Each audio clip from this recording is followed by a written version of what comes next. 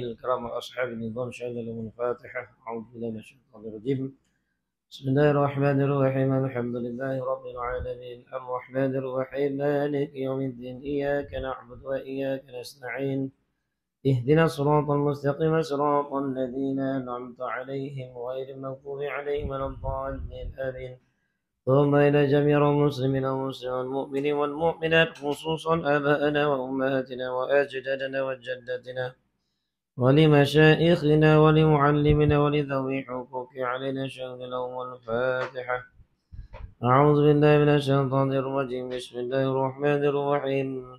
الحمد لله رب العالمين الرحمن الرحيم مالك يوم الدين إياك نعبد وإياك نستعين اهدنا الصراط المستقيم صراط الذين أنعمت عليهم غير المغضوب عليهم ولا الضالين آمين. وخصوصا الشيخ حسين نصير بن محمد طيب مصنف هذا الكتاب الفاتحة. أعوذ بالله من الشيطان الرجيم. بسم الله الرحمن الرحيم. الحمد لله رب العالمين الرحمن الرحيم مالك يوم الدين إياك نعبد وإياك نستعين اهدنا الصراط المستقيم صراط الذين أنعمت عليهم غير المغضوب عليهم ولا الضالين آمين. أعوذ بالله السميع العليم من الشيطان الرجيم. بسم الله الرحمن الرحيم. الحمد لله رب العالمين اللهم صل صلاة كاملة وسلم سلاما تاما على سيدنا محمد الذي تنحل به العقد وتنفرج به الكرب وتقضى به الحوائج وتنال به رغائب وحسن الخواتم ويستسقى الغمم بوجه الكريم وعلى آله وصحبه في كل لمحة ونفس بعدد كل معلوم لك. اللهم افتح علينا حكمتك وانشر علينا من خزائن رحمتك يا أرحم الراحمين. اللهم رب اشرح لنا صدورنا ويسر لنا أمورنا واحلل عقدة من ألسنتنا يفقه أقوالنا. اللهم إنا نسألك علما نافعا ورزقا طيبا وعملا متقبلا. وصلى الله على سيدنا محمد وعلى آله وصحبه وسلم. الحمد لله رب العالمين. ثم الحمد لله رب العالمين وبه نستعين على أمر الدنيا والدين. والصلاة والسلام على سيدنا وحبيبنا وشفيعنا ومولانا محمد وعلى آله وأصحابه ومن تبعهم بإحسان إلى يوم الدين. قال سبحانك لا علم لنا إلا ما علمتنا إنك أنت العليم الحكيم. رب اشرح لي صدري ويسر لي أمري واحلل عقدة من لساني يفقه قولي. Amma ba'd. Alhamdulillah, syukur kita kehadirat Allah Subhanahu wa taala dengan limpah kurniaan kasih sayang Allah Subhanahu wa taala telah memilih saya dan tuan-puan semua, hadirin hadirat semua hadir ke rumah Allah Subhanahu wa taala. La haula wala quwwata illa billahil aliyil azim. Dan tidak adalah kekuatan, daya upaya serta kekuatan melainkan semua dengan izin Allah Subhanahu wa taala. Atas maksud itulah kita perlu syukur pada Allah. Allah Taala letakkan iradah Allah Subhanahu wa taala terhadap diri kita pada hari ini. Allah bubuh kita, letak kita di tempat yang Dia sukai, iaitu di rumah Allah, Masjid Surau. Dan Allah Taala tak letakkan kita di pusat-pusat kemaksiatan, perjudian. Tak ada beratur dekat Magnum, Sport Toto, tak ada. Tapi Allah sayang kita. Allah suka pakai kita. Allah Ta'ala letakkan takdir je kepada kita pada hari ini. Kita duduk di rumah Allah Subhanahu Wa Ta'ala. Kita tak boleh buat apa-apa. Pada secara hakikatnya, yang membuat segala perkara adalah Allah. Sama ada yang baik atau yang buruk. Sebab tu kita terima kasih pada Allah. Sebab Allah Ta'ala letakkan iradah Allah Ta'ala itu, kehendak-kehendak Allah Ta'ala terhadap diri kita ni, jalan yang Allah ridai, bukan jalan yang Allah murkai. Sebab tu kita perlu terima kasih, syukur di atas nikmat yang Allah Ta'ala telah berikan kepada kita. Jadi kita masuk perkara itulah pada malam ni kita sambung pengajian kita. Di atas kita nak syukurkan nikmat yang Allah bagi pada kita, mata, telinga, 7 anggota yang Allah Ta'ala beri khususnya pada kita tu, kita nak manfaatkan dengan betul. Kan? Pada itu pada malam ni lah kita nak sambung pengajian kita, kitab Ushul Tauhid karangan Syekh Husin Nasir bin Muhammad Taib. Kan? Qaddasallahu sirrahu. Semoga Allah Ta'ala dimuliakan, mudahkan, beri banyak kebaikan kepada almarhum Syekh. Mudah-mudahan dengan perantaraan kitab beliau kita dapat mengenal Allah Subhanahu Wa Ta'ala dan dapat mentaatkan Allah Subhanahu Wa Ta'ala, insya-Allah. Termasuk pada muka surat Jawi 53. Keduanya wajib kan? Situ kan? Sebab tanda saya kat situ lah. Betul lah. Bismillahirrahmanirrahim. Qala musannif rahimahumullahu ta'ala wa nafa'ani wa iyyakum bi ulumihim fi daraini amin. Keduanya wajib.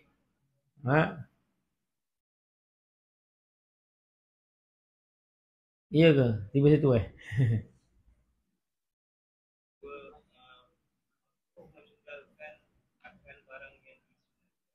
makruh ditinggalkan barang yang disunatkan dia. 6/5 Last kali 6/5 tak. Lepas tu lagi ada lagi satu kuliah. Itu minggu pertama, minggu kedua kita dah sampai rasanya. Pertamanya wajib mengerjakan segala pekerjaan yang diwajibkan kan sebelah situ kan. Sebab saya punya tanda dia berlari sikit. Situ kalau jauh itu dia tulis dan ada pun wajib maka iaitu 2 bahagi pula. Tu ayat dia. Baik. Dan ada pun wajib maka iaitu 2 bahagi pula. Wajib apa? Wajib syarak. Yang tahu wajib lah. Wajib apa? Wajib akal ke? Wajib adat ke? Wajib syarak. Jadi yang ni wajib syarak. Dan ada pun wajib syarak maka iaitu 2 bahagi pula. Pertamanya bahagi itu, iaitu wajib itu. Yang pertamanya wajib mengerjakan segala pekerjaan yang diwajib akan dia dan difardi akan dia oleh syarak, iaitu seperti mengucap 2 kalimah syahadah. Itu bahagian yang pertama. Syekh ni bagikan wajib syarak ni 2. Yang pertama iaitu pekerjaan yang diwajibkan akan dia dan difardikan akan dia oleh syarak, iaitu seperti mengucap 2 kalimah syahadah. Jadi dalam mazhab kita memang wajib seumur hidup sekali mengucap syahadah, tu wajib. Kan? Walaupun kita ni Islam yang waris, Islam warisan mak ayah kita Islam, lahir je kita sebagai Islam, tapi sebagai tuntutan kalimah ini, tuntutan syahadah ni, ulama sepakat mengatakan bahawa wajib kita mengucapkan seumur hidup sekali. Kalau sah pun asyhadu an la ilaha illallah wa asyhadu anna Muhammadar Rasulullah. Kan kita ucap paling kurang sekali seumur hidup. Supaya nak takkitkan lagi kita ni sebagai seorang yang Muslim, seorang yang Islam. Seperti mengucap 2 kalimah syahadah dan beriman dengan Allah Subhanahu Wa Ta'ala. Beriman dengan Allah ni pun wajib. Perintah Allah. Siapa tak beriman, satu kesalahan. Dan dengan segala Rasulnya. Beriman dengan Allah dan segala Rasulnya. Dan menuntut ilmu yang memberi manfaat pada agama. Ilmu yang beri manfaat. Sebab tu Nabi SAW pun mengajarkan kita satu doa kan. Allahumma inni as'aluka ilman nafi'ah wa rizqan thayyiba wa amalan mutaqabbala. Kan, ya Allah, sungguhnya aku memohon kepadamu ilmu yang bermanfaat, rezeki yang baik, kan, wa rizqan thayyiba wa amalan mutaqabbala, dan amal yang diterima. Banyak doa-doa yang Nabi telah ajarkan kepada kita. Kan, dalam Quran pun Allah SWT cerita dalam surah apa? Surah Taha. Rabbi zidni ilman nafi'an, apa? Warzuqni fahma. Kan? Surah Taha. Ya Allah, tambahilah ilmuku, ilmu pengetahuan yang bermanfaat, dan berikanlah aku pemahaman yang baik. Allah Ta'ala perintahkan kita juga, walaupun ayat itu ditujukan kepada Nabi. Kan? Tapi sebenarnya dalam ayat tersebut juga Allah Ta'ala perintahkan kita supaya kita doa, supaya kita mendapat ilmu yang bermanfaat. Ilmu yang bermanfaat ni, yang dimasukkan manfaat, iaitu berkaitan dengan agama. Itu makna manfaat. Apa saja perkara yang ada manfaat agama, berkaitan agama, maka itu dipanggil ilmu yang bermanfaat. Sebab itu penting kita doa. Dan menuntut ilmu yang memberi manfaat pada agama wajib. Kan, dalam hadis yang lagi manfaat, dalam satu hadis yang diriwayatkan oleh Ibnu Majah, kan, mengatakan talabun ilm faridatun ala kulli muslim. Tuntutlah ilmu itu, kan, menuntut ilmu itu satu kefarduan bagi tiap-tiap orang Islam. Siapa tak tuntut ilmu, dosa lah. Maknanya hadis tersebut berbentuk perintah. Jadi apa saja perkara yang berkaitan dengan syarat yang wajib kita pelajari, wajib kita kena belajar. Kalau tak nak belajar, dosa pula.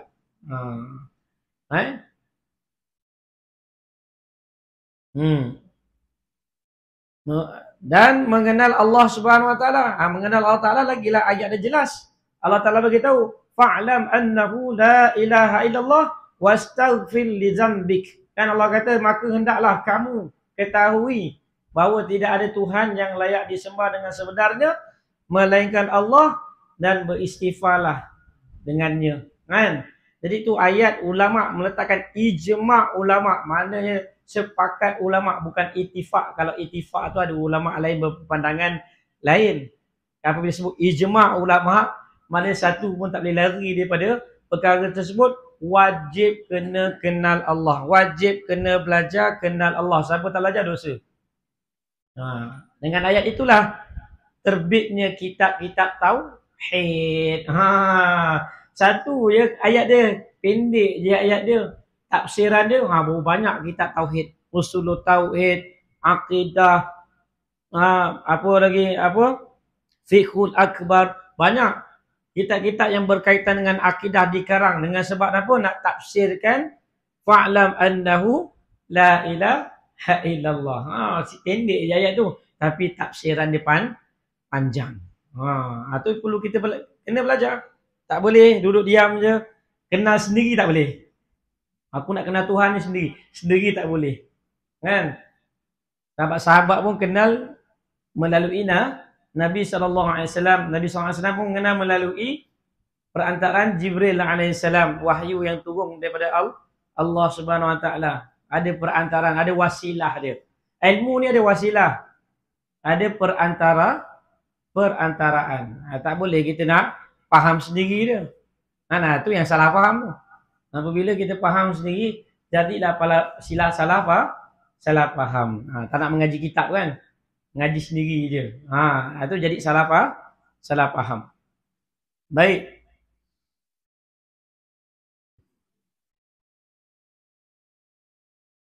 Dan sembahyang 5 waktu. Ini perkara yang wajib. Perbuatan yang wajib, yang disuruh dalam syarak. Dan barang yang lain daripada itu, daripada segala barang yang telah terdahulu sebut setengahnya. Sebelum ni kita dah bicara hukum syarak. Semuanya telah dijelaskan di dalam hukum syarak. Tak perlu diperpanjang lebarkan lagi, sebab kita dah bicara dah sebelum ini. Itu dia. Yang keduanya, dua bahagi wajib itu, Yaitu keduanya wajib meninggal akan barang yang diharamkan akan dia akan barang itu oleh syarak, yaitu seperti zina. Ini memanglah jelas ayat Quran, bukannya tinggalkan. Dekat pun jangan. Allah kata wala taqribuz zina, wala taqrabuz zina. Allah kata jangan hampiri. Hampiri pun jangan. Kan? Apatah lagi buat zina. Hampiri pun Allah kata jangan. Sebab tu banyak tafsir. Tafsir hampiri ni panjang cerita tu. Kan? Jadi segala perkara yang mendatangkan, mendekatkan seseorang itu pada zina, maka perlu perlu jauhkan. Dan maka hukumnya wajib juga dijauhkan. Seperti apa? Kalau dikiaskan pada mata, segala perkara yang berkaitan dengan mata yang mendekatkan seorang itu pada zina, dia kena jauhkan. Seperti melihat wanita yang bukan mahram. Itu satu perkara. Kemudian melihat kepada perkara yang tak sepatut dilihat, iaitu melihat dengan dalam keadaan dia menghinakan orang-orang, menghinakan, merendahkan orang tersebut. Ini disebut dalam kitab Bidayatul Hidayah. Bidayatul Hidayah banyak ni. Bidayatul Hidayah karangan Imam Ghazali rahimahullah ta'ala. Yang Jawi itu lah. Yang terjemahan Jawi itu. Kat situ ada tulis itu, iaitu meninggalkan pada melihat orang ataupun meninggalkan pada melihat dalam keadaan dia lihat orang itu dalam keadaan hina. Melihat maknanya merendah-rendahkan orang itu sehingga dia menghinakan. Jadi seperti sombong lah. Sombong, takabur. Takabur iaitu besar diri. Pendek cerita, pendek kata besar diri. Kan? Seperti mana musuh onyang kita. Siapa musuh onyang kita? Iblis laknatullah. Dia telah memandang rendah kepada Nabi Adam alaihissalam. Kan Allah tanya, kenapa kau tak sembah? Mana boleh sembah? Kan dia khalaqatahu min tin wa khalaqtani min nar. Adam jadi pada tanah, aku jadi pada api. Apa standard? Api nak sejuk tanah. Jadi dia merendah-rendahkan Nabi Adam alaihissalam. Ni tu dia kata kabbara tu. Kibir, sifat kibir. Dengan sifat inilah Allah Ta'ala telah keluarkan iblis laknatullah daripada dalam syurga. Dengan sifat takabbur, sifat besar diri. Sombong tu dia dia lebih kurang sombong juga. Sombong ni dia sedara dia je. Dia rasa dia sombong itu. Takabbur ni, kibir ini, sifat besar diri ni, dia sehingga dia menghina orang. Itu takabbur, besar diri. Itu perbezaan takabur dengan sombong. Ada perbezaan dia. Ujub pun ada perbezaan dia. Riak pun ada perbezaan dia. Dan setiap orang yang bangga diri, dia ada sifat riak. Setiap orang yang besar diri, dia ada riak. Setiap riak belum tentu dia besar diri. Sebab riak ni perkara dalam hati. Riak ni dia buat yura'unan nas, kerana memperlihatkan kepada manusia. Kan ada orang riak tapi dia riak rasa dia je, tak menghina orang. Tapi kalau takabur, besar diri, mesti dia riak. Mesti dia riak, mesti salah tu. Mesti ada sifat tu. Sebab apa timbulnya daripada takabur itu, punca dia adalah riak. Buat amal itu kerana selain daripada Allah. Tu yang kita kena jaga tu, hati kita tu. Riak tu hati, bukan anggota. Hati tu. Tu yang masalah tu. Kan? Hati pula kawan baik dengan nafsu. Memang susah. Kan? Memang susah. Tak nak kita kenalah lawan dia. Sum'ah. Dia kira macam buat apa ni? Buat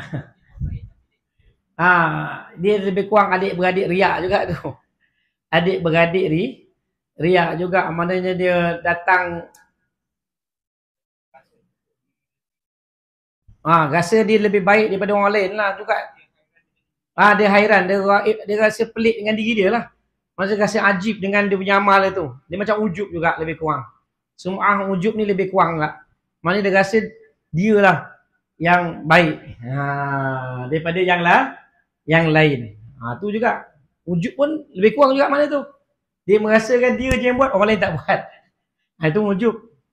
Lebih kurang lah sum'ah ni adik-beradik itulah. Itu dikira sebagai syirik asghar juga. Syirik-syirik kecil. Maknanya buat amal tu bukan telus untuk kerana Allah, tapi ada kerana yang lain. Itu yang kena buang tu.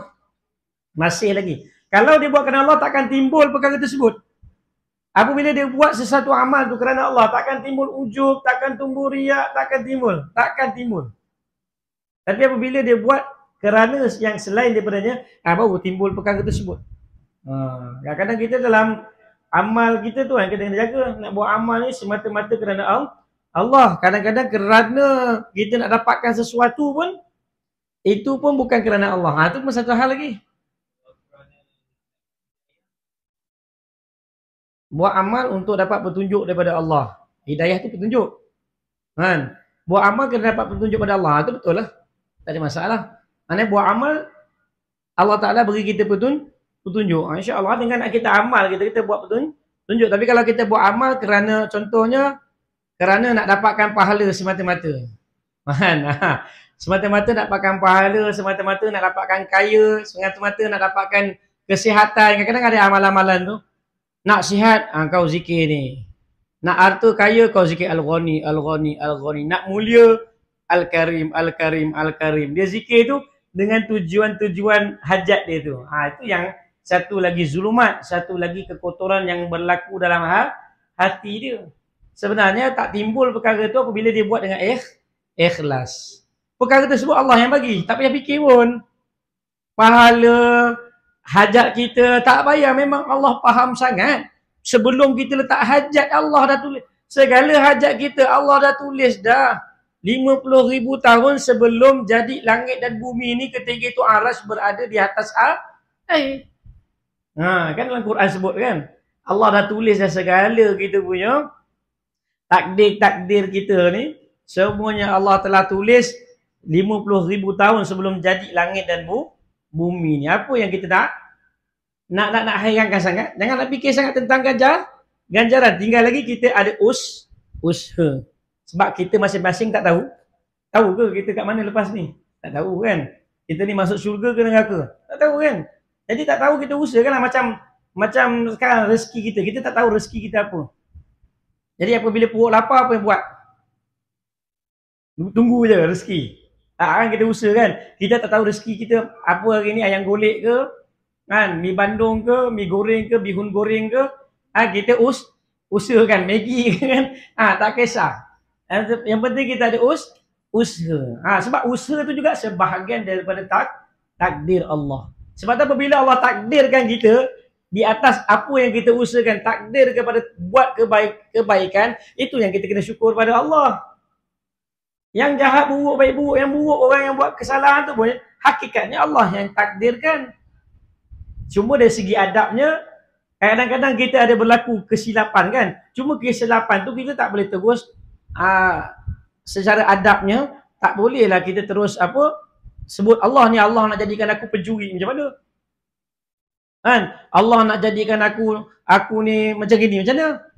Allah jadikan aku ni bodoh, macam mana? Dia macam gitu. Tak bolehlah nak salahkan Allah ataupun Allah sakitkan aku. Tak boleh. Dari segi adab. Jadi kelemahan dia. Jadi kita mengaku, di atas aku mungkin, kenapa kamu sakit ni? Oh, dosa aku banyak ni, Allah ampunkan dosa aku. Itu cara kaedah dia. Beradab kita kepada raja bagi sekalian raja. Janganlah tauhid tu lebih sangat. Kadang-kadang ada orang ahli hakikat sama gitu. Allah sakitkan saya. Memanglah hakikatnya Allah sakitkan. Tapi cakap kau tu tak beralas. Orang kata tu. Cakap tu tak beralas. Kan kita kena beralas lah. Cakap-cakap kita supaya kita cakap tu beradab di hadapan Allah Subhanahu Wa Taala. Jadi segala yang berlaku atas di kekurangan tu, kita ngakulah bahawa aku ni kekurangan atas kelemahan saya lah. Jadi saya macam gini. Hakikatnya daripada Allah. Semua benda hakikat daripada Allah. Tapi dari segi adab itu. Kadang-kadang Allah suka dengar kita macam tu. Kadang-kadang Allah suka apabila kita cakap, kita mengaku atas kelemahan kita. Padahal Allah yang dia, tapi Allah suka dengar suara hamba dia mengaku di atas kesalahan-kesalahan yang dia telah buat. Padahal yang menjahayakan kesalahan tersebut siapa? Allah yang menjayakan juga. Kan? Allah yang jayakan. Kalau tak jayakan, tak jadi. Sebab tu, dari segi adabnya, kita nak mengaku pada diri kita. Jangan jadi pada puak-puak Mu'tazilah. Puak-puak Mu'tazilah pula lain pula. Kan? Jadi dia merasakan bahawa fahaman dia lain pula. Bahawa dia mengatakan bahawa kehendak manusia ni, dia tak, yang baik tu semua yang daripada Allah, yang jahat tu tak ada kena-mengena dengan Allah. Itu salah, itu salah faham tu. Maknanya Allah tu masih lemah lagi.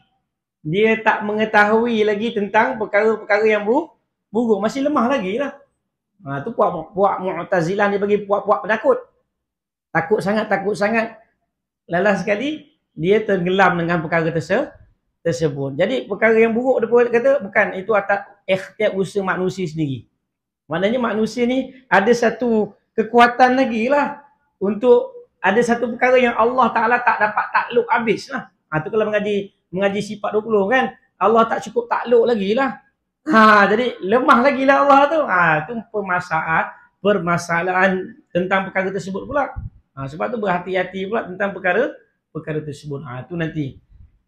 Itu pun dah lepas ke dah nanti. Itu bahagian bab takluk. Itu sifat takluk kudrah kan, ada sifat-sifat yang takluk tu kan. Kalau ngaji sifat 20 tu, jumpalah tu takluk. Suluhil qadim dan jisi hadis. Tu kita akan jumpalah perkara tu. Tu panjanglah penerangan dia. Baik. Keduanya wajib meninggalkan yang barang yang diharam akan dia oleh syarak seperti zina dan mencuri dan berjudi dan lainnya yang sama.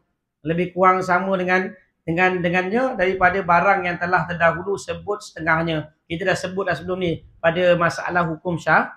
Hukum syarak itu hari kita dah bahas habis dah. Semua jenis dosa-dosa. Hukum syarak tu kan terbagi pada 5 hukum taklif tu kan. Wajib, sunat, makruh, haram, harus kan, harus haram kan. Tu hukum taklifi. Kita dah bincang dah yang lepas. Contoh-contoh ni pun telah diberi pada episod yang lepas.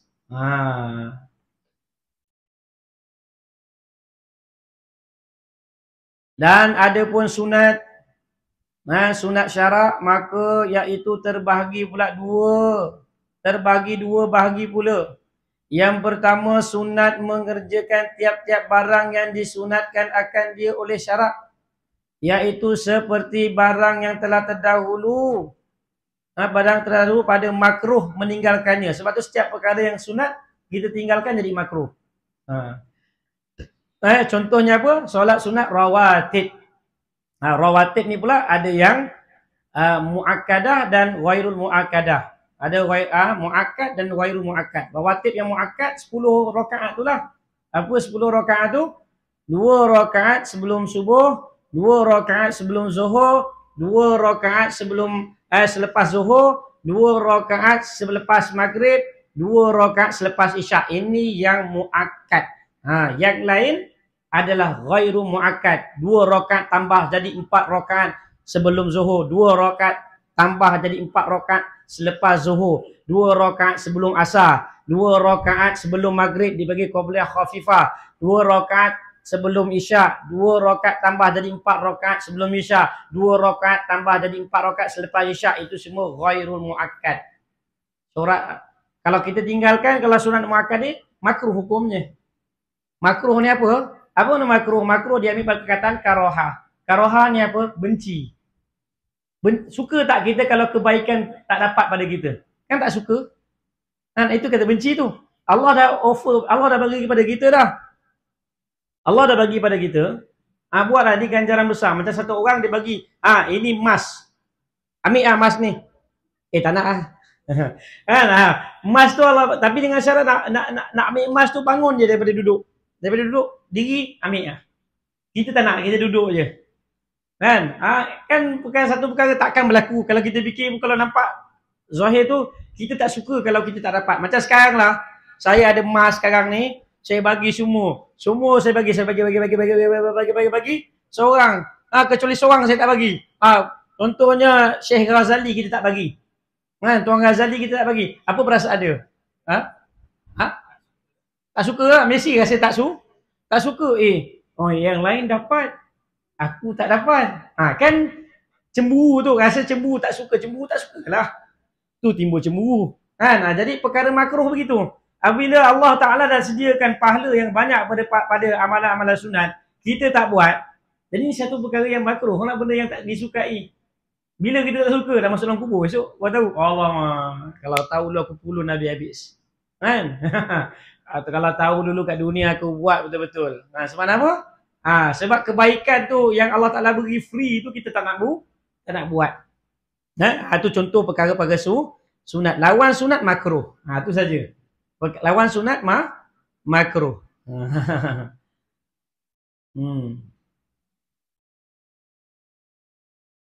Itu dia. Yang keduanya, sunat meninggalkan akan tiap-tiap barang yang dimakruhkan akan dia oleh syarak. Iaitu seperti barang yang telah lalu juga, sebut setengahnya pada makruh mengerjakan dia. Apa benda yang benda makruh ditinggalkan? Perkara yang makruh ditinggalkan. Contoh seperti makan bawang ketika nak semayang. Time nak semayang tu lah sibuk nak makan petai. Time semayang tu sibuk nak makan joring. Time semayang tu lah sibuk nak makan durian. Jadi itu semua barang-barang yang makruh, yang tidak digemari. Kalau kita duduk sebelah orang yang makan petai bau kan, tiba-tiba sendawa, kita mesti sakit hati. Suka tak? Benci kan? Jadi makruh. Jadi mengganggu orang tu makruh, dengan sebab kita ganggu orang tadi, pahala kita jadi kurang. Itu dia. Yang mudarat yang jadi makruh tu sebab pahala kurang. Kan malaikat pun tak nak dekat dengan kita dengan sebab bauan-bauan tersebut. Apabila kita ada timbulnya bau-bau yang tidak enak, apabila kita bawa dalam semayang, maka malaikat akan jauh daripada kita. Kan dalam hadis Nabi SAW mengatakan bahawa malaikat akan terganggu dengan apa jua manusia terganggu. Kalau manusia terganggu dengan bauan, malaikat juga terganggu dengan bauan. Kalau malaikat terganggu dengan bunyi bising, malaikat juga terganggu dengan bunyian bising juga. Itu dalam hadis dia. Mana? Makan tu semasa nak buat ibadat lah. Itu makruh. Bermasa. Time lain tu boleh makan, tak ada masalah. Tapi nak lagi satu apa yang makruh lagi, nak jumpa orang. Sebelum kita nak jumpa orang ni, kita hilangkan dulu bau tu terlebih dahulu supaya kita jangan mengganggu orang lain. Jangan sebab kita orang lain susah. Itu dalam agama begitu. Jangan jadikan diri kita ni asbab orang lain jadi susah. Itu masalah. Itu yang kita kena ambil tahu.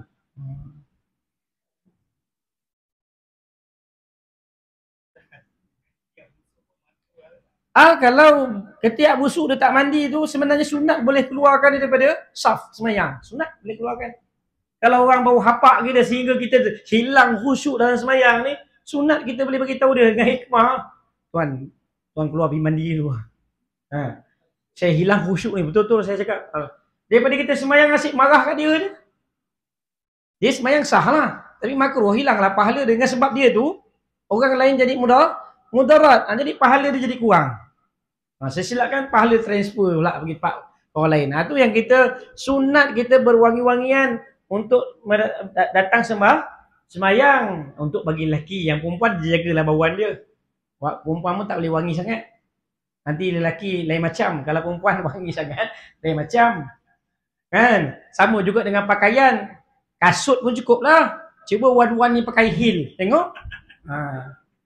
Kan? Dia orang tak tahu lagi kat luar tu. Kena budak-budak muda datang kan. Tengok kasut heel semua bersusun. Wah, penuh dia pasal ni. Saya nampak kasut heel banyak tu. Mesti ada sebelah, sebelah. Tengok keluar wan-wan Semua wan-wan pakai heel kan. Ketak-ketuk Allah. Nampak? Itu nak bagi tahu tu perempuan lebih kesan dia tinggi tu. Apabila dia buat, dia boleh pergi semayang berjemaah tapi jangan timbulkan fitnah. Itu saja. Boleh. Nabi tak larang pun wanita pergi sembahyang. Ada kisah cerita tu. Seorang sahabat, panjang lah, tak payah cerita lah. Nanti kan tak habis kitab ni, panjang pun lah cerita je.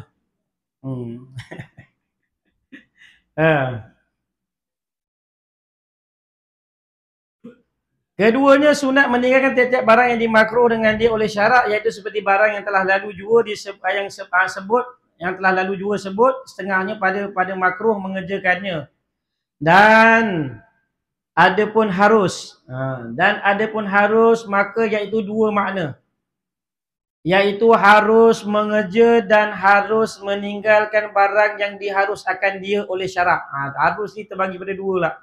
Satu harus mengerja, harus meninggalkan dia oleh syarak. Atas jalan bersamaan keduanya, iaitu seperti barang yang telah lalu disebutnya. Maknanya nak bagi tahu harus ni, asal semua perkara adalah mubah.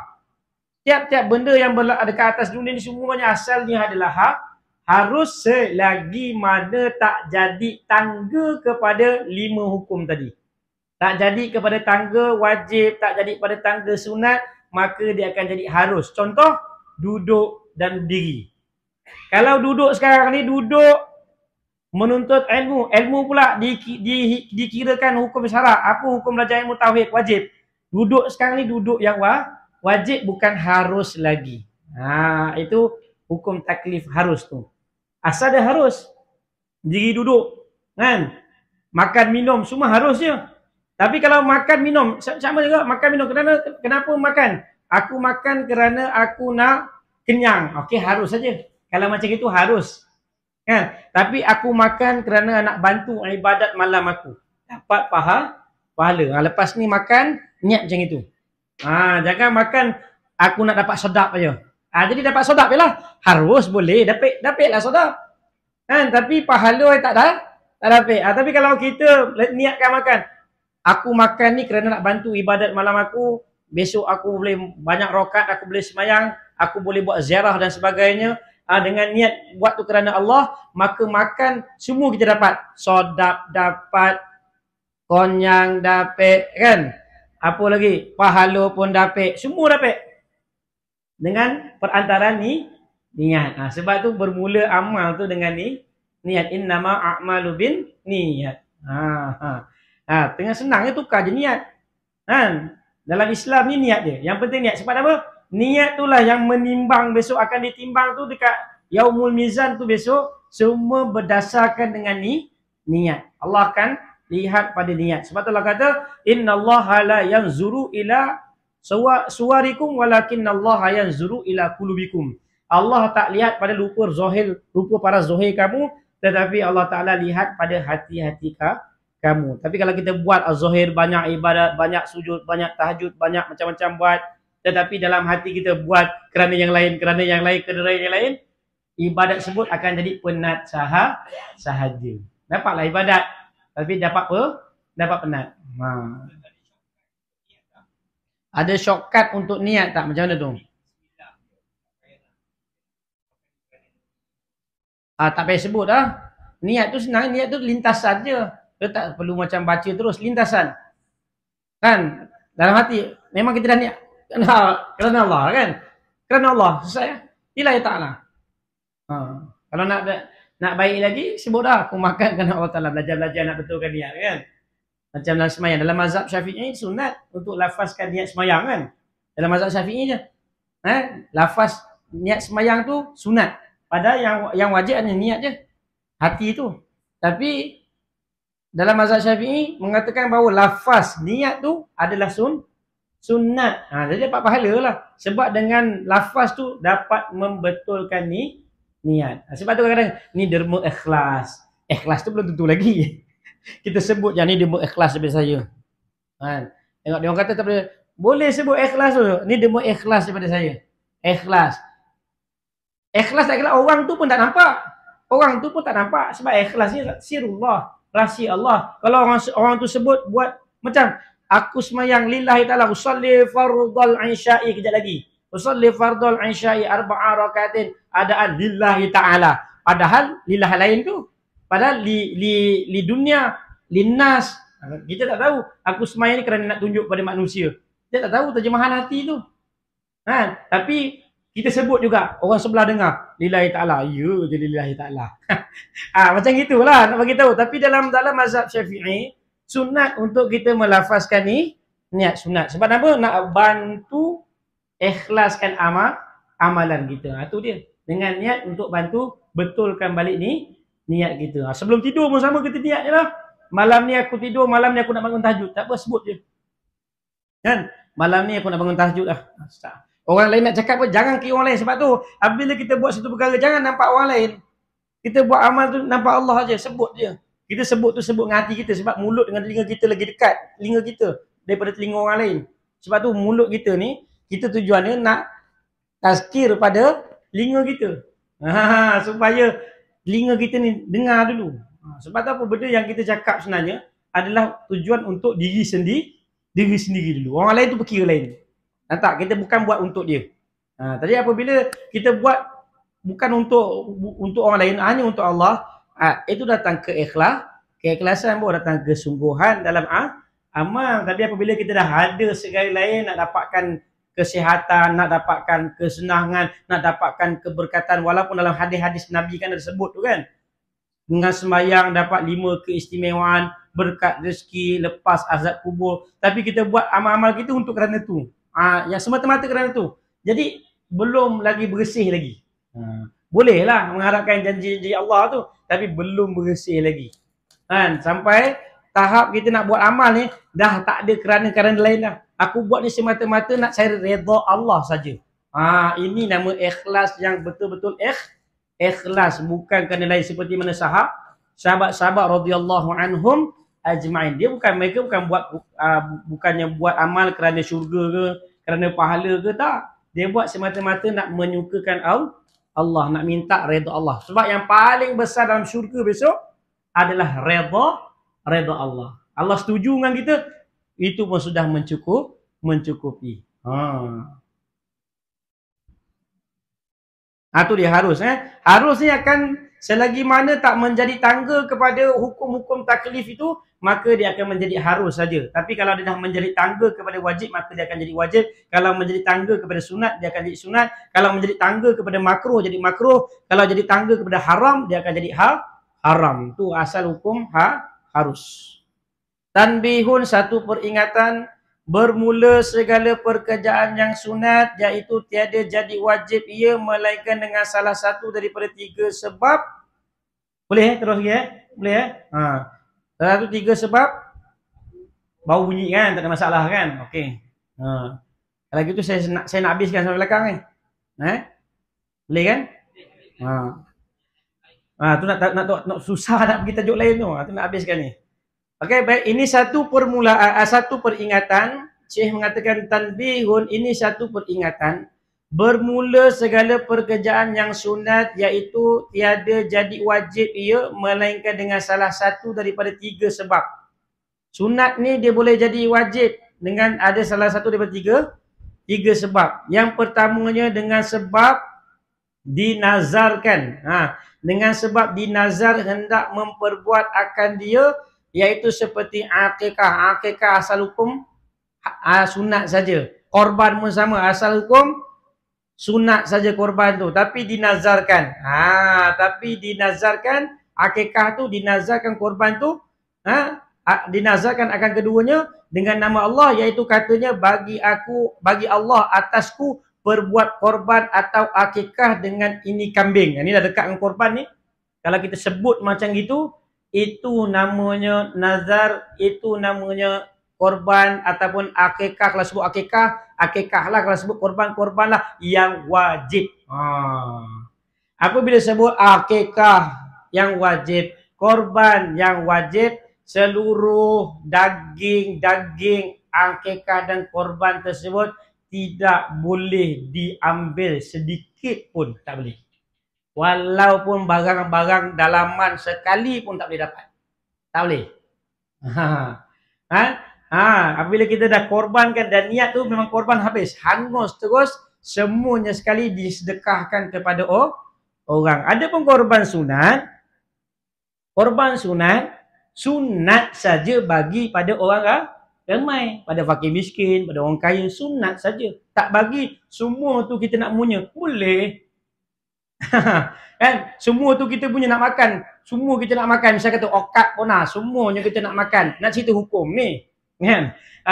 Semua tu kita nak makan. Boleh, tak ada masalah. Korban tu hanya sekadar pertumpahan darah tu. Itu dah. Ibadah korban. Sebab tu bukan korban. Jangan letak korban kerana aku nak bagi orang fakir miskin. Dia jadi lain. Korban tu ibadah yang khusus Allah jadikan pada bulan Zulhijjah. Korban tu kerana Allah sebab aku nak tumpahkan darah tu. Korban tu sebab tu sunat. Orang yang buat korban lihat depan mata dia tumpahnya darah depan mata dia. Itu sunat. Kan marah pula orang yang korban online kat saya kan. Nabi tak nampak darah kan? Dia buat live kan. Okey, live tak apa. Boleh juga. Boleh tak tengok live kan? Boleh. Sunat juga, dapat juga sunat je. Boleh. Dia buat live kan? Sekarang nak sembelih ni. Tengok tuan, tengok. Tengok darah dia. Oh, nampak. Dapat boleh sunat. Menyaksikan korban. Tu sebab tu sunat tengok barang sembelihan. Boleh ya nak wakil? Boleh, tak ada masalah. Tapi yang afdal tu lihat tu. Boleh, tak ada masalah. Wakil pada orang pun boleh, tak ada masalah. Wakil boleh, tak ada masalah. Yang penting dengan izin. Korban ni mesti dengan izin. Kan? Habis orang mati macam mana nak izin? Tu. Cara korban untuk orang mati, dia senang kita buat korban. Pahalanya yang kita sedekahkan kepada orang mati tu kaedah dia. Kita buat korban 2 bahagian. Tak apalah untuk kita 2 bahagian. Kita korban untuk kita. Pahala yang korban tu yang kita 1 bahagian lagi tu, pahala yang kita buat tadi tu kita sedekahkan kepada arwah itu maksudnya. Bukannya orang mati tu buat korban. Kita yang buat korban, kan? 2 bahagian kita letak, kan? Tak kisah kita punya dua kita punya. Tapi pahala dia kita sedekahkan kepada siapa lah, tak kisah. Sedekahkan mana? Siapa yang buat korban sedekahkan Ustaz Faizal, tak ada masalah. Aku sedekahkan pahala korban aku pada hari ini semuanya pada Ustaz Faizal. Alhamdulillah. Boleh, tak ada masalah. Sedekah pahala. Tak ada masalah, boleh. Tu maksud dia. Dapat pahala, dapat. Jangan risau. Paling tidak pun dapat pahala sedekah lah. Tak jadi korban, jadi sedekah ni orang yang tak kasih mana boleh. Kau tak jadi pun jadi sedekah lah daging tu. Apa masalah? Sedekah. Ada ayat pula suruh sedekah. Kan? Wa anfiqu mimma razaqnakum. Kan? Dan infaklah harta yang aku telah beri pada kamu. Apa masalah? Jadi sedekah. Cuma tak nak dapatkan pahala yang khusus korban tu sebab dia bermasa. Korban ni dia bermasa. Sebab masanya lah pada hari Zulhijjah tu. 10 Zulhijjah sampailah asar 13 Zulhijjah sebelum asar tu. Kan? Jangan lupa pula takbir muqayyad. Startnya pada Rabu depan, subuh. Subuh Rabu depan. Raya dia kan Khamis, malam Khamis kan. Subuh Rabu tu dah start takbir. Takbir dia panggil takbir muqayyad. Takbir muqayyad lah ya dengan takbir mursal. Beza. Akan panjang nanti yang lu tak habis kitab ni Kang. Jangan tanya banyak Kejap lagi dah ujung kan, tanya ujung kan, ujung senang sikit. Kalau tengah ni tak habis kitab. Jadi atau yang menyerupai dengan nazar itu ataupun dengan lafaz-lafaz yang menyerupai, iaitu kambing yang ditakyinkan takyin. Betul tak? Kat sini saya punya kitab Jawi memang hilang huruf dia ni. Saya agak aja. Kambing yang ditakyin. Apa makna takyin? Yang ditentukan. Itu takyin. Yang ditentukan. Ini kambing ni. Kambing ni jadi kambing ni tahun ni aku wajib buat korban. Ni kambing ni. Ditakyinkan akan dia dengan kata je ini kambing aku hendak perbuat korban. Tu takyin tu. Ini tu dah tunjuk ini. Tapi dengan syarat ini tu bukan kambing orang. Dia tunjuk, dia pergi ke ladang orang, dia tunjuk kambing dia aku buat tak boleh lah. Belum hak milik dia lagi. Senangnya dia dapat korban gitu. Kan? Ada kan jumpa apa toke. Saya dah takyin kan ni. Bayarlah dulu. Dah bayar baru boleh takyin. Tapi kalau kambing yang kita belum, kita takyin kan dah jadi wajib. Atau katanya aku hendak perbuat akikah dengan ini kambing. Macam gitu. Akikah apa sama? Jadi akikah yang wajib. Ini kambing, kita letakkan ini kambing aku buat akikah. Jadi kambing yang kita pegang tu, yang kita takyinkan tu, dia tak boleh jual-jual dengan sesiapa, kita kena buat korban. Kalau tidak kena ganti. Kalau terjual kena ganti juga yang serupa dengan dia. Itu dia. Sebab apa kita buat perjanjian dengan Allah. Amin. Bermula kambing yang tersebut itu wajiblah disembelih akan dia jadi korban atau akikah yang dinazar akan dia. Nazar ni wajib, akikah wajib, korban wajib. Yang keduanya dengan sebab menyempurnakan, dengan sebab menyempurna bagi pekerjaan yang wajib. Apa itu? Iaitu tiap-tiap pekerjaan yang sunat yang tiada sempurna pekerjaan yang wajib itu melainkan dengan dia, dengan pekerjaan sunat itu, maka iaitu jadi wajib pula dengan sebabnya dengan ia sunat tu, tetapi disyarat akan pekerjaan yang sunat itu daripada jenis pekerjaan yang wajib itu juga, iaitu seperti diwajib atas laki-laki menutup barang antara pusatnya dan lututnya daripada auratnya di dalam sembahyang. Kan lelaki kan pusat dengan lutut, dia tutup ngam-ngam je, tak boleh. Dia ambil tu, dia tutup ngam-ngam je, pusat lutut dia tutup ngam-ngam lah, mana dia tutup lah kain tu. Kain tu ngam-ngam kat pusat, kat lutut. Jadi yang sebenarnya yang selebih tu, yang sunat dia tu, itu sebenarnya wajib. Wajib, bukan sekadar tutup dengan pusat dan lutut. Dua-dua dah bunyi kan, biar dia bunyi, jangan risau. Kan, maknanya antara pusat dan lutut bagi lelaki kan aurat sembahyang dia atas pusat dan lutut. Yang ngam-ngam tu, yang bawah dia, antara dia tu, yang bawah sikit ni, ini adalah wajib sebenarnya. Sunat yang wajib ditutup. Bukan sunat lagi, tapi wajib ditutup. Sama juga dengan wuduk. Wuduk kan kita ambil daripada hujung jari sehingga hujung siku.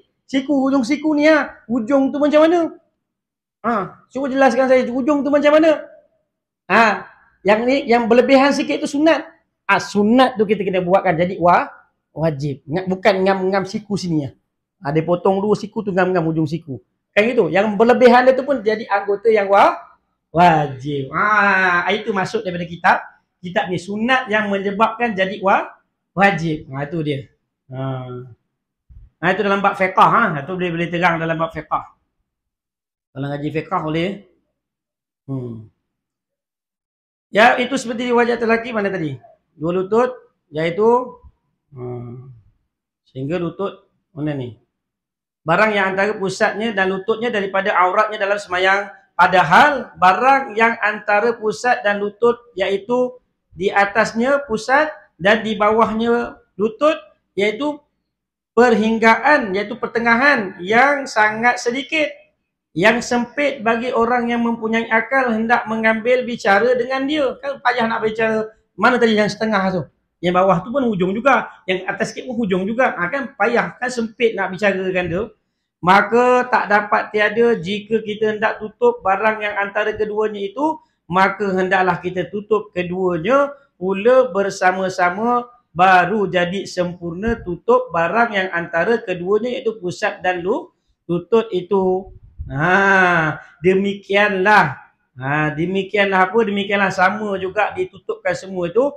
Engkau kiaskan dengan dia pada tiap-tiap pekerjaan yang jadi kesempitan bagi kita bicara akan dia, iaitu seperti segala tempat yang dibasuh akan dia pada wuduk, dan pada segala tempat yang berjiran dengan najis. Kan tempat berjiran dengan najis, macam mana basuh ni? Ni kena najis je, basuh je lah semua.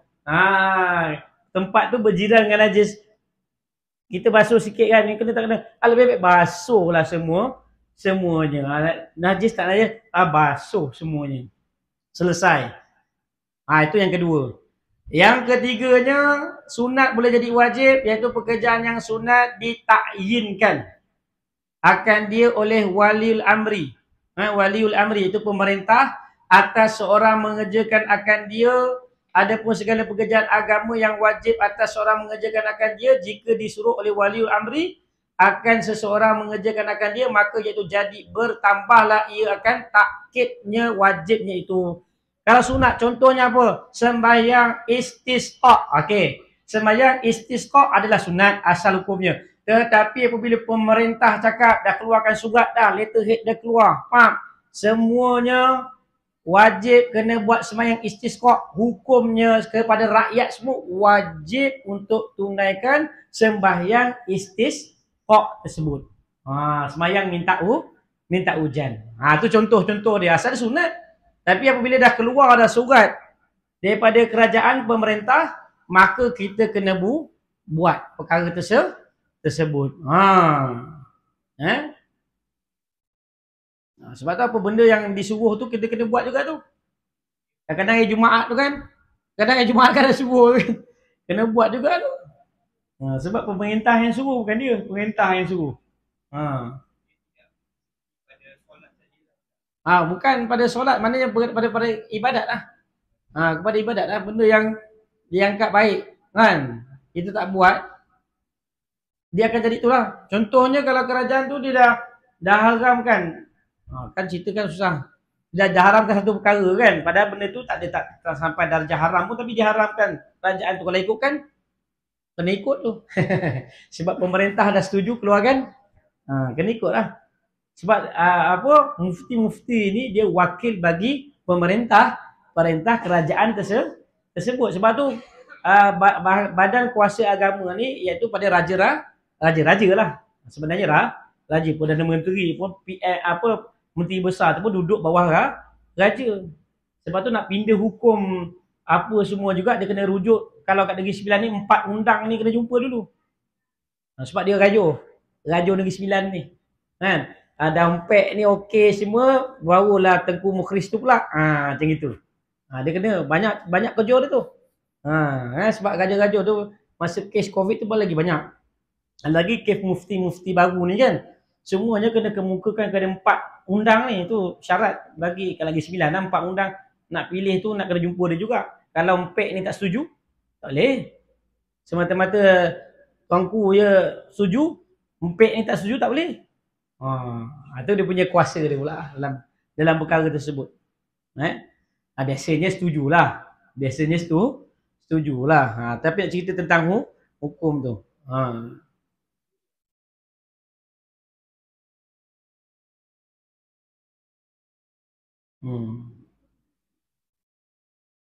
Yang ketiganya pekerjaan yang sunat yang ditakyinkan oleh wali amri, seorang mengerjakan dia. Adapun segala pekerjaan agama yang wajib atas seorang mengerjakan akan dia, jika disuruh oleh wali amri, akan segala seseorang itu mengerjakan dia, maka iaitu jadi bertambahlah akan dia takkid wajib tu. Lagi bertambah wajib. Dah semayang contohnya, semayang wajib. Lepas tu mentori pula memang cakap suruh, apa maknanya raja cakap kena semayang semua wajib, bertambah lagi wajib dia. Macam itu. Dan demikian lagi pekerjaan yang haram bertambah takkid, iaitu bertambah beratlah ke atas haram itu ketegahannya jika ditegah akan dia oleh wali amri. Waliul amri. Adapun segala pekerjaan yang makruh jika menegah oleh wali amri mengerjakan akan dia, maka iaitu wajib atas orang yang kena tegah itu meninggalkan akan dia. Nampak? Ataupun benda makruh pun kalau kata kerajaan, misal kata kerajaan kan raja kan, maknanya raja lah. Kalau raja perkenan kata tak, jangan dekat sini sekian ni, asal benda tu makruh je, tapi kata jangan gini, tapi buat juga, satu kesalahan lah, maka jadi haram lah. Apabila wali amri dah letak, walaupun makruh asalnya, tapi wali amri tak izinkan, maka jadi haram perkara tersebut. Itu yang kita kena tahu. Maka iaitu wajib atas orang yang kena tegah itu meninggalkan akan dia, maka ta'ammal, iaitu perhati elok-elok. Itu kata ta'ammal, iaitu perhati elok-elok. Maka perhati elok-elok olehmu daripada ini segala dhabit, keterangan yang telah hamba ikhtisar, iaitu ringkaskan akan dia daripada beberapa kaedah yang panjang-panjang. Wallahu a'lam. Baru break. Ada pertanyaan, boleh buka. Tengok keadaan macam mana. Ada pertanyaan?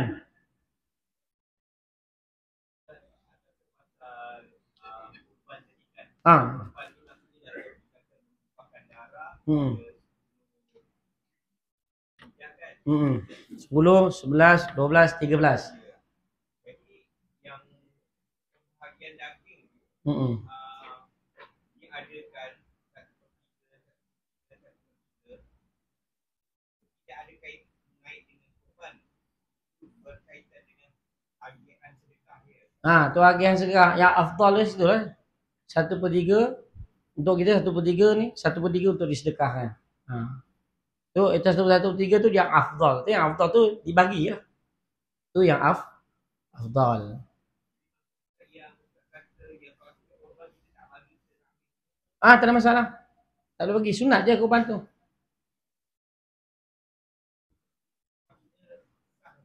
Sah. Korban tu tumpah darah tu. Sah. Apa yang tak sah? Sah tu korban tu bila tumpah darah bukan daging tu. Lembu, binatang, ternakan yang kita tumbangkan, yang kita korbankan tu. Tu bukan matlamat sedekah tu lain cerita. Sebab tu nak buat korban tu sebab niat dia jangan niat sedekah. Korban ni kena niat korban. Sebab ibadat yang afdal pada 10, 11, 12, 13 tu adalah korban. Kena niat korban, bukan niat sedekah. Niat korban. Sedekah itu terpulang. Itu yang afdal tu, daging tu diagakan. Barang dalam tu kita makan. Itu yang afdal. Kalau daging korban tu, kita bagi ke orang. Islam boleh. Daging korban tak dibagi pada orang Islam. Tapi kalau kita bagi pada orang Islam jual pada orang kafir tak ada masalah. Itu dia hak dia. Tapi kalau kita bagi pada orang kafir saja tak boleh. Tapi daging tu kita bagi pada orang Islam jual lah daging tu. Itu hak dia. Dah hak dia tak boleh buat apa lah. Dia punya. Kita dah bagi suka hati lah nak buat apa. Itu boleh. Tapi kalau daging korban kita sendiri, kita bagi ke orang kafir tak boleh. Itu tak boleh. Tapi kalau kita bagi pada orang tu nak bagi pada, itu dia hak dia. Itu dia punya. Tak ada kena-mena dengan kita. Dia pun tak ada apa-apa. Itu hak dia. Dia nak jual ke daging korban tu, kalau dah milik kita, nak buat apa, boleh. Sebab kita pengkorban. Itu kena ingat. Kita ni pengkorban. Sama ada kita nak bagi ataupun kita nak buat macam mana, terpulang. Nak masak, nak bagi orang makan pun boleh. Kalau kita tidak ambil bahagian kita, kita nak sedekahkan orang, orang yang kita sedekahkan tu masak, jamu kat kita. Boleh? Tak ada masalah. Kita dah sedekahkan dia, hak dia. Hak dia nak bagi kat kita lah. Apa masalah? Boleh. Dia punya hak. Kita dah sedekahkan dia. Lepas tu dia masak bagi pula pada kita. Satu hak dia. Dia dah jadi hak dia. Dah tak ada kena mengena dengan kita lagi dah. Kita dah bagi dia. Dia nak bagi kita lauk masak, itu terpulang pada dia. Macam gitu. Sebab dah hak dia. Lain dah bukan hak kita. Lain dah bukan hak dia. Dia masak. Itu tak boleh. Korban nazar tadi. Wajib, korban wajib. Okey. Korban nazar tadi kan. Kita dah bagi seluruh korban tu kita dah beri pada orang. Dan dia masak-masak dia hantar balik pada kita. Boleh. Sebab dah hak orang. Sebab korban tu dia dah bagi orang tu nak bagi kita balik, itu terpulang. Sebab tu kan tu cerita helah kan, semua nak buat helah kan. Ada helah dalam kitab helah kan, yang benda nazar tu boleh dapat balik kat kita. Ada cara kaedah helah. Tu saya tak nak ajar lah afdal korban ni. Lagilah ada kitab, ada ulama-ulama lama gitu. Dia tersilap cakap kan, mana jadi wajib lah korban dia, tapi dia nak balik daging dia tu boleh. Ada cara helah dia. Sedekah kat dia sedekah balik. Ada cara kaedah tu. Itu cakap. Tapi nak cari jalan keluar. Fiqh ni nak cari jalan keluar. Ada ya. Nak cari jalan keluar. Ada ya. Tapi apa-apa pun tepuk dada tanya iman. Itu je. Nak cari jalan keluar ni. Fiqh ni luas. Tak ada sempit dia luas. Kalau ada pendapat ni pun kita ra'aikan pendapat ni. Tak ada kita berkeras. Okay, tak apa. Ada pendapat. Okay, you ikut. Up to you. Ikutlah. Kan? Kita ikut pendapat. Lagi dalam bab jamak apa semua kilometer. Kita berlapang nada tak apa. Okey, kau sedap ikut tu, ikutlah. Aku sedap. Sebab tu apa-apa juga kita nak fatwakan dalam diri kita tu, tepuk dada tanya iman. Fatwa tu atas diri, bukan fatwa tu atas orang. Masing-masing lah. Kan banyak pendapat kan. Dalam mazhab kita kan banyak pendapat kan. Mana yang kita nak ikut. Lagi dalam bab sembahyang jenazah. Lagi banyak cerita. Sampai bila tahap kita boleh sembahyangkan jenazah orang tu? Kalau Imam Nawawi itu ada 6 pendapat. Panjang cerita dia. Itu dah masuk bab fiqh. Bab fiqh lah kita jumpa bab tu. Kalau ngaji fiqh. Wallahu alam. Cukup lah saya rasa. Kan sampai pukul 10 orang. Sejuk. أعوذ بالله من الشيطان الرجيم بسم الله الرحمن الرحيم ربنا ظلمنا أنفسنا وإن لم تغفر لنا وترحمنا لنكون من الخاسرين لا إله إلا أنت سبحانك إنا كنا من الظالمين اللهم أرنا الحق حقا وارزقنا اتباعه وأرنا الباطل باطلا وارزقنا اجتنابه اللهم اهدنا واهدنا واهدنا جميعا واجعلنا سببا لمن اهتدى اللهم اهدنا صراطك المستقيم صراط الذين أنعمت عليهم من النبيين والصديقين والشهداء والصالحين وحسن أولئك رفيقا يا أرحم الراحمين وصلى الله على سيدنا محمد وعلى آله وصحبه وسلم والحمد لله رب العالمين تقبل الله منا ومنكم تقبل يا كريم سبحان الله وبحمده سبحانك اللهم وبحمدك أشهد أن لا إله إلا أنت أستغفرك وأتوب إليك السلام عليكم ورحمة الله وبركاته